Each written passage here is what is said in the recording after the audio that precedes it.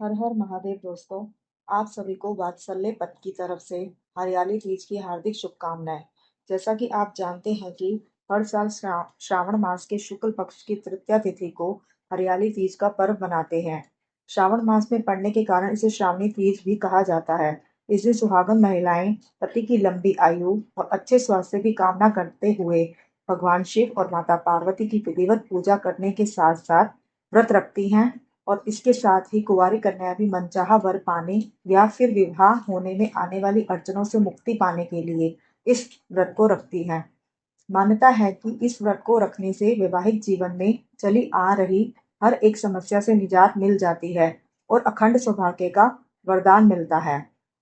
पुराणों में हरियाली तीज की ये कथा काफी प्रचलित है। कहा जाता है कि स्वयं भगवान शिव ने माता पार्वती को उनके पूर्व जन्म के बारे में याद दिलाने के लिए यह कथा सुनाई थी। शिव जी कहते हैं, हे पार्वती, बहुत समय पहले की बात है जब तुमने हिमालय पर मुझे वर के रूप में पाने के लिए कठोर तप किया था।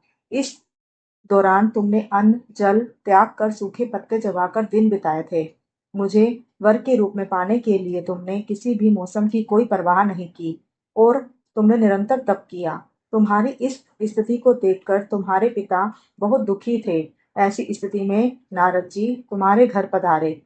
तब तुम्हारे पिताजी ने नारद जी से उनके आगमन का कारण पूछा। तो नारद जी बोले, हे गिरिराज, मैं भगवान विष्णु के भेजने पर यहाँ आया हूँ। आपकी कन्या की घोर तपस्या से प्रसन्न होकर वह उससे विवाह करना चाहते हैं। इस बारे में मैं आपकी राय जानना चाहता हूँ। नारद जी की यह बात सुनकर पर्वतराज अति प्रसन्नता के साथ बोले, हे नारद जी, यदि स्वयं भगवान विष्णु मेरी कन्या से विवाह करना चाहते हैं तो इससे बड़ी कोई और बात नहीं हो सकती। मैं इस विवाह के लिए तैयार हूँ।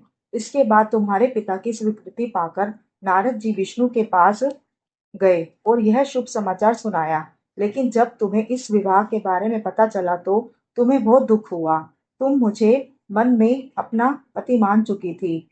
तुमने अपने व्याकुल मन की बात अपनी सहेली को बताई।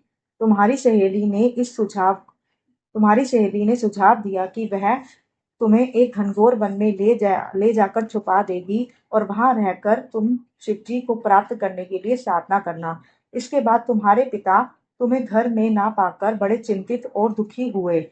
वह सोचने लगे कि यदि विष्णु जी बारात लेकर आए तो और आ गए और तुम घर पर ना मिली तो क्या होगा। उन्होंने तुम्हारी खोज में धरती पाताल एक करवा दिए, लेकिन तुम ना मिली।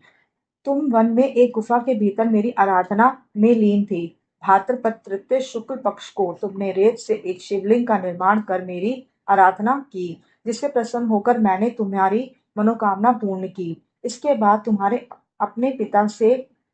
अपने पिता से कहा कि पिताजी, मैंने अपने जीवन का लंबा समय भगवान शिव की तपस्या में बिताया है और भगवान शिव ने मेरी तपस्या से प्रसन्न होकर मुझे स्वीकार भी कर लिया है। अब मैं आपके साथ एक ही शर्त पर चलूंगी कि आप मेरा विवाह भगवान शिव के साथ ही करेंगे। पर्वतराज ने तुम्हारी इच्छा स्वीकार कर ली और तुम्हें घर वापस ले गए। कुछ समय बाद उन्होंने पूरे विधि विधान से हमारा विवाह किया।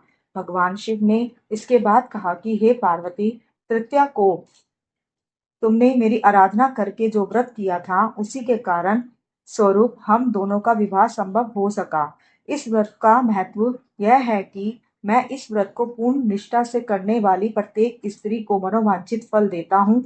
भगवान शिव ने पार्वती जी से कहा कि इस व्रत को जो भी स्त्री पूर्ण श्रद्धा से करेगी उसे तुम्हारी तरह अचल सुहाग प्राप्त होगा। हर हर महादेव।